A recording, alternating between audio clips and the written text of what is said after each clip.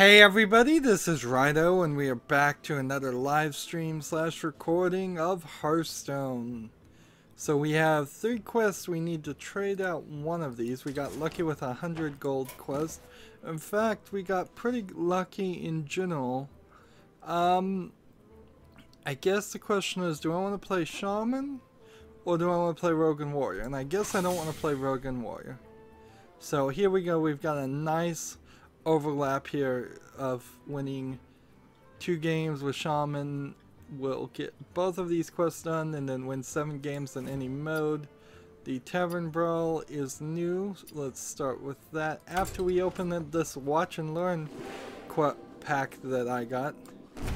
So another classic pack. Getting these classic packs helps fill in the classic collection. Ooh, a legendary. And once my classic collection is completely filled in,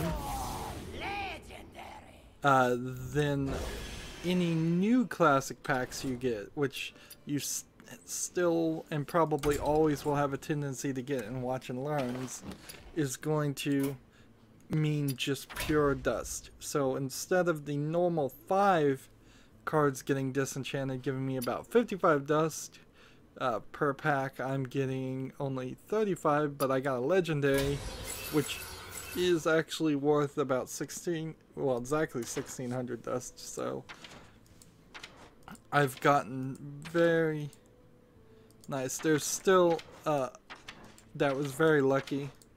There's still a lot of classic cards that I don't have, and most of them are legendaries. So you're in this weird situation where it's gonna take a while. I couldn't even be certain that in a year from now, just on regular purchasing or getting of cards, and see, summon 1/1 whelps until your side of your battlefield is full. This is a great legendary to have. It's a dragon, good for a dragon deck, and I've played it many times through Tavern Brawls and such, but haven't owned it, which is pretty much true for a lot of these cards. Particularly if you have Prince Malchezaar, you will get a bunch of legendary cards and play them that you don't own. But when you just look here at classic cards in crafting mode, you can see that there's a few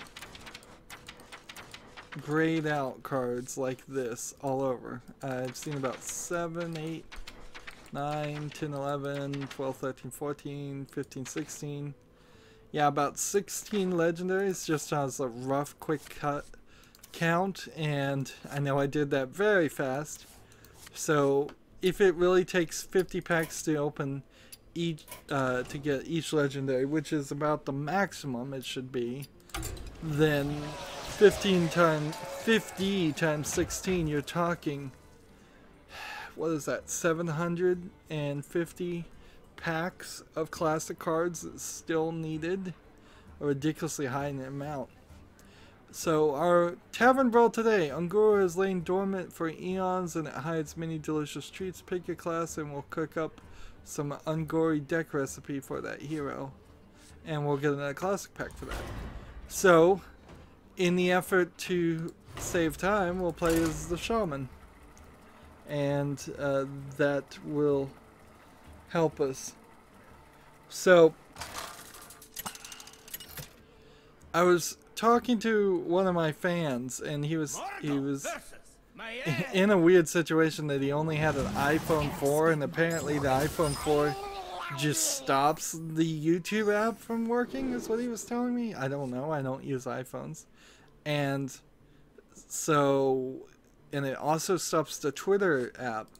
So he was trying to figure out how live streams come on when I stream, and there's not a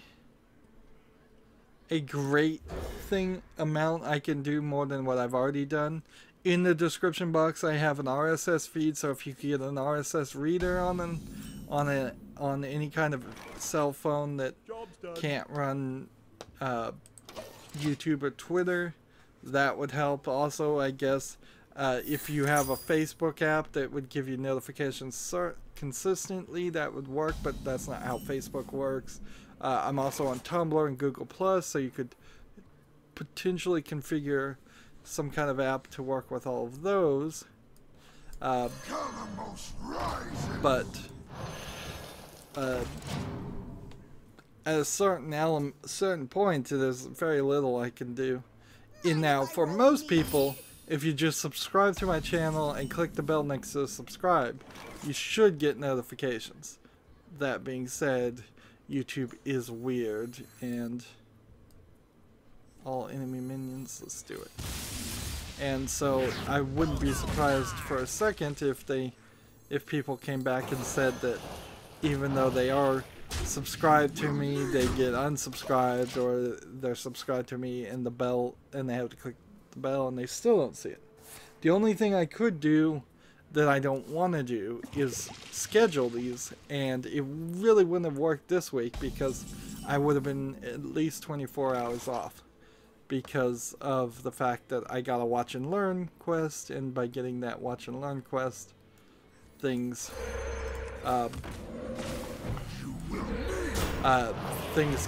got pushed back at least one day, if not a couple hours.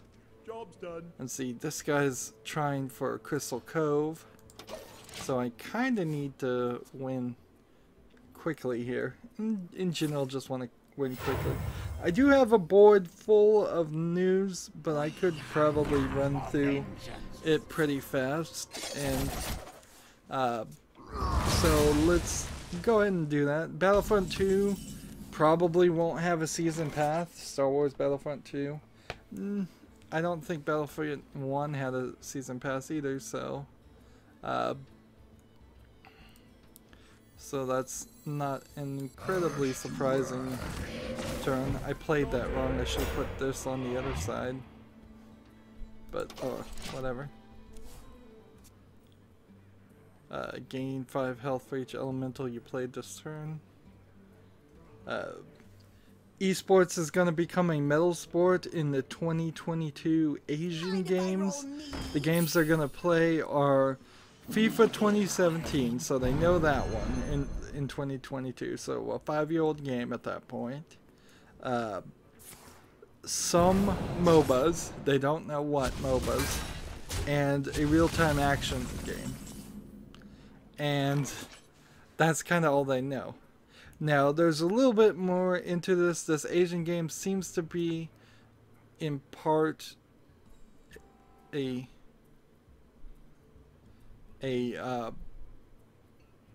what could you say? A subsidiary of Alibaba, and Alibaba is in itself a closely related to the Chinese government entity business. So like Alibaba is where everything is purchased practically in China online. It is the competitor to Amazon.com.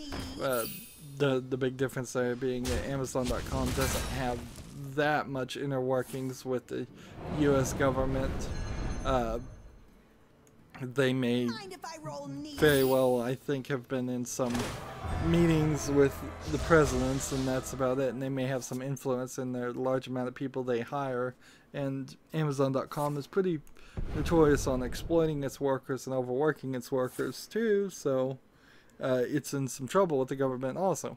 Anyways, but the biggest thing is Alibaba is introducing that, and has introduced as gamification into what you purchase, and if it's government approved things, you get a credit rating as a citizen. So it's really more of a citizenship rating, and these citizenship ratings are going to be they're in the process of turning that completely into a mandatory thing, and it's going to affect where you can live, whether you get a promotion, things like that. And it's quite nefarious. Really. Let's see. Melt away. Let's see. He's got the Crystal Cove, so I can't even kill this guy. I'm gonna lose here. I didn't realize that. So yeah, if you buy something on Alibaba like shoes for your job, your citizenship rate goes up. If you buy things like video games, your citizenship rating goes down. If you bought, more than likely, if you buy Chinese-made goods, your citizenship rate will go up, where if you buy something from another country, your citizenship rating may go down. And so you start to talk about currency manipulation. It clearly exists through Alibaba at the very least.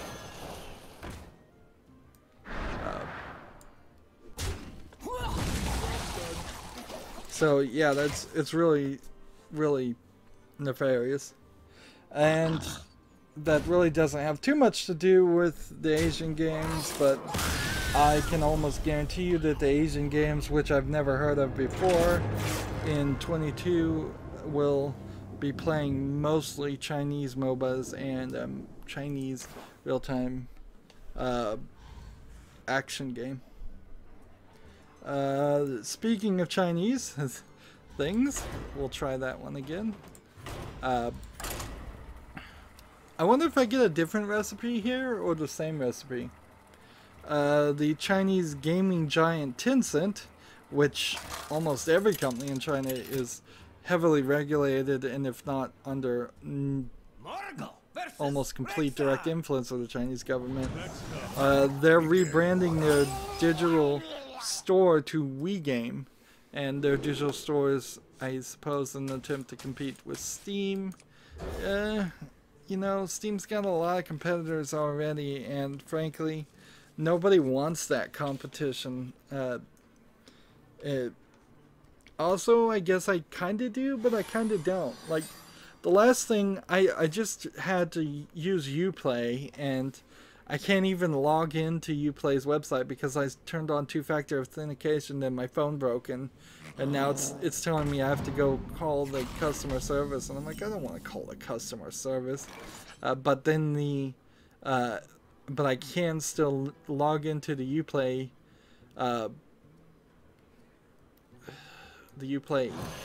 launcher without this two-factor authentication, which is kind of ridiculous in the first place. And so I'm just like, well, whatever. I'll deal with that later. And the reason why I turned on two-factor authentication in the first place is because Uplay doesn't allow very long passwords, and it's not very secure in the first place. And that's kind of the only time I even bothered to turn on two-factor anymore, is when the website itself proves to me that it's not a safe service to be really dealing with.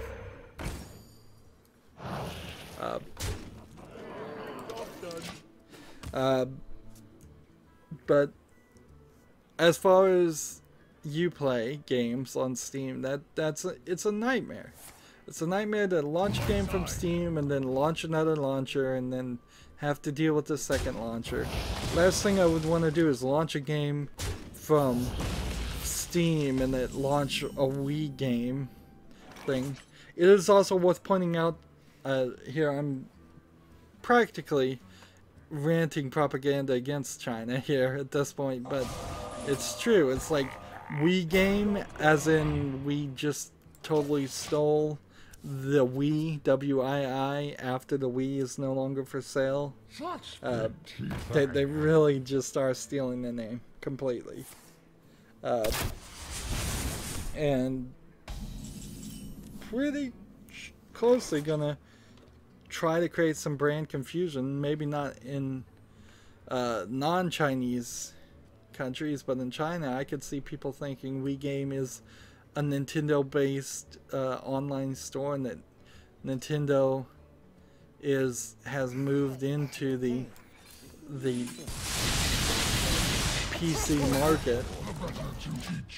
That's totally a possibility. Now let me look and see if I have anything else anti-Chinese to say, because that's a weird just coincidence going on here. No, good.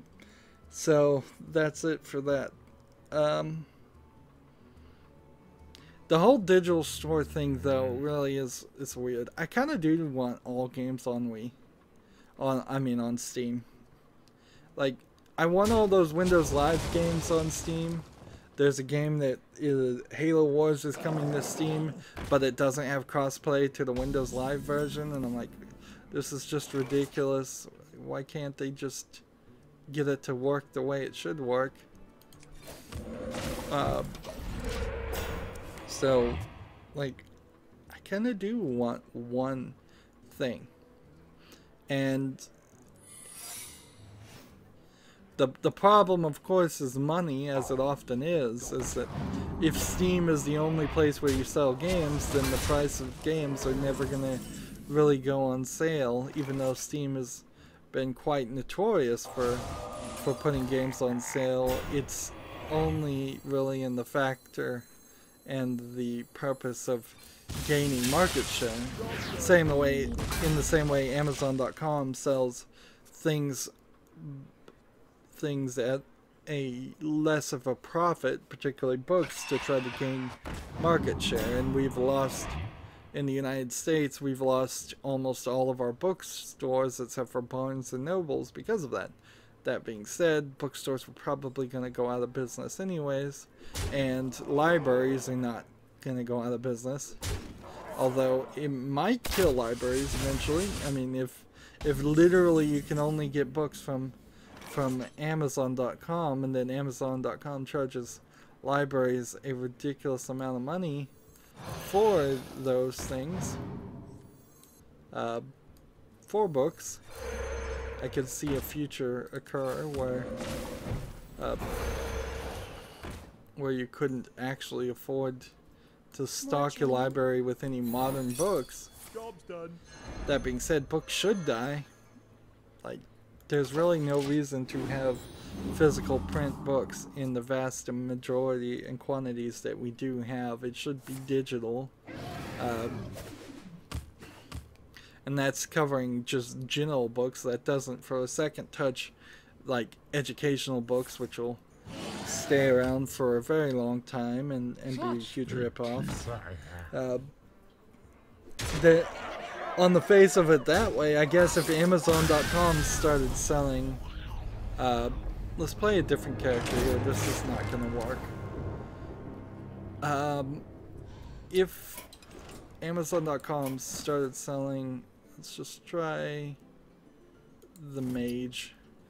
Just a simple mage game. If they started selling educational books, which are $4, $5, $6, $7, $800 for an educational textbook, just because they can, because of, you know, crony capitalism going on in the local governments and school systems, then you could very easily, it probably also happens in the federal element of the education department too. Let's not just say local governments there. But if Amazon was selling each one of the educational books and they were $100, which is still a lot for a book, but not an incredible amount, Job's done. then that could put out a lot of the educational book companies out of business, and I don't think very many people would be too upset about that, and it would reduce the cost of the education of students a lot, and books, like, it probably, the cost to educate a student probably, the number one cost is probably paying the teachers and the other staff, the vast amount of staff there. The second is probably maintaining facilities. I could see that. And then the third is almost certainly the cost of of buying books. And then what else would there be? Electricity. I could expect that the electricity bill and the utilities bills of water and things could be really high. The question is, does one student, if you played this, let flame geyser in your hand? Let's do that.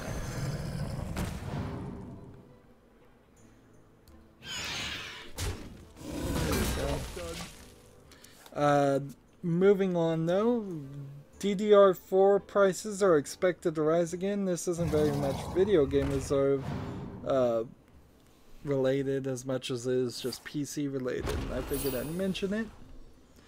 I guess for the past 2 streams we've kind of had a fall off on people commenting, like, so again, if it's just not very many commenting and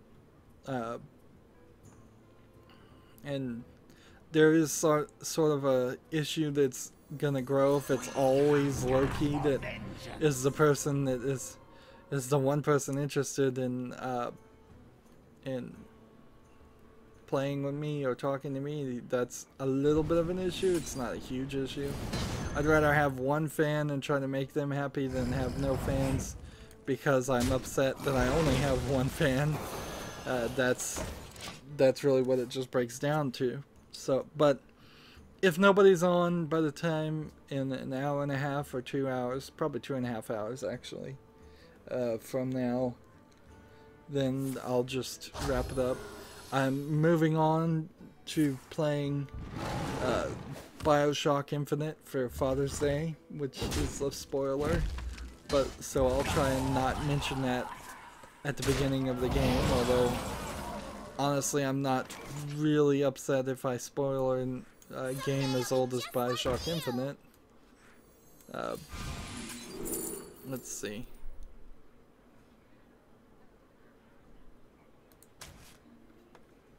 This costs 2.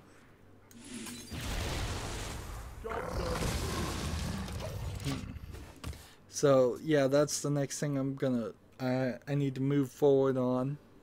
I've done the main part of Borderlands. I want to do BioShock Infinite, and then I want to go back to Borderlands and do the DLC, and then after that it's at some point, like, I need to do BioShock Infinite, then Assassin's Creed Brotherhood, I would assume, is my next thing. And let's see, is there something we could do? What to do? This. I'm warning you. I'm unstable. And then this. And then this. There we go. And then, like, after Assassin's Creed, go back to Borderlands. That's my next thing. Interestingly, Reservoir Dogs Bloody Days is coming to Steam May 18th for the movie Reservoir Dogs 25th anniversary. This is really weird because, like, it's almost just cheap promotion of old movies and new movies through video games. This apparently is a new thing that they're trying to do. Here we have Loki spectating me. Whenever you cast a spell, give this minion +1 health. So Loki almost certainly doesn't know that I'm streaming right now, otherwise he would be just watching the stream.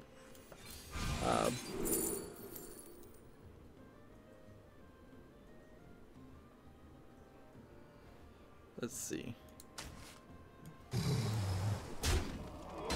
Job's done. So yeah, there's another movie. Let's see if I can find it on my list here. Like, Paranormal Activity VR was made, and that's, I think, based on the movie Paranormal Activity. They're making a new movie called Mission Impossible VR for movie promos. I'm not happy with this idea at all. This is a terrible use of the video game industry. Really? Flames consume you.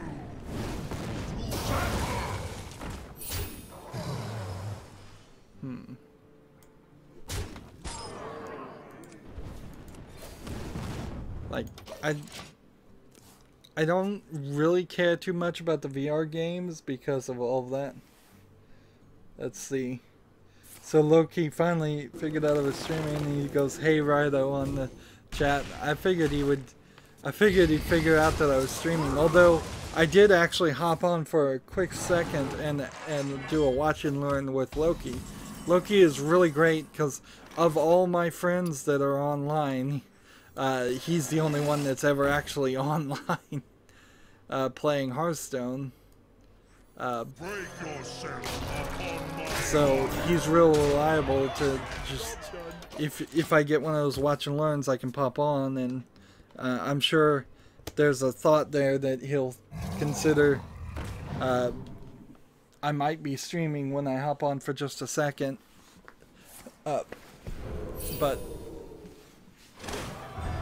it's not going to be a big deal. I'd really like to win this game, and then we're going to wrap up this recording and start the next one.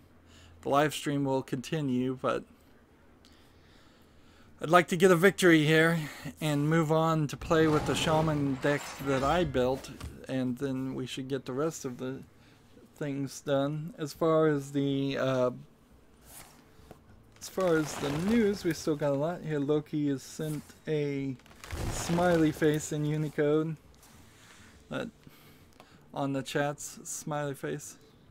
I actually drew a frowny face when I was talking about Mission Impossible VR, which is weird in my notes because I don't draw pictures. I'm too literal, I suppose you might say. Deal 15 damage to this and the random adjacent ones.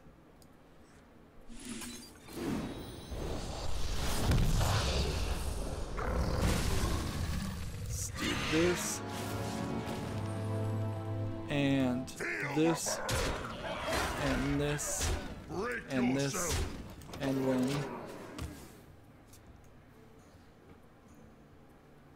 I got the 80 gold challenge, a friend request, says Loki. Okay, if you're gonna stay around, let's gonna do that, because I'm almost certainly gonna play you again at the end of the streams. We gotta get the daily quests done first in the recordings, but just let me know if you've gotta go, and I'll bump that up and we'll do it first. But otherwise, let's just do it at the end, because unless somebody else shows up and wants to stream, wants to play me, I would play them first, just to be fair, since we've played each other multiple times now. I will most definitely take 80 gold for playing a friend. Come on. There we go. That's the victory I was hoping to get. Loki says sounds good, so we'll do that. We get that we get that quest. We've made progress on a couple of them. Not as much progress as I would have liked to make in 30 minutes, but isn't that always the case with Hearthstone? We got a legendary at the beginning of this recording. We are not going to get so lucky as to get a secondary legendary. But 2 rares will probably give me slightly more than 55 gold. No, exactly 55 dust. Well, we're building up our dust. That's it for this recording. Stay tuned if you're watching live. As always, I ask you to like, share, subscribe, comment, and watch every second of my videos. If you want a friend or follow me on basically any social media sites, there's a whole bunch of links down below. Thank you for watching. Have a good evening.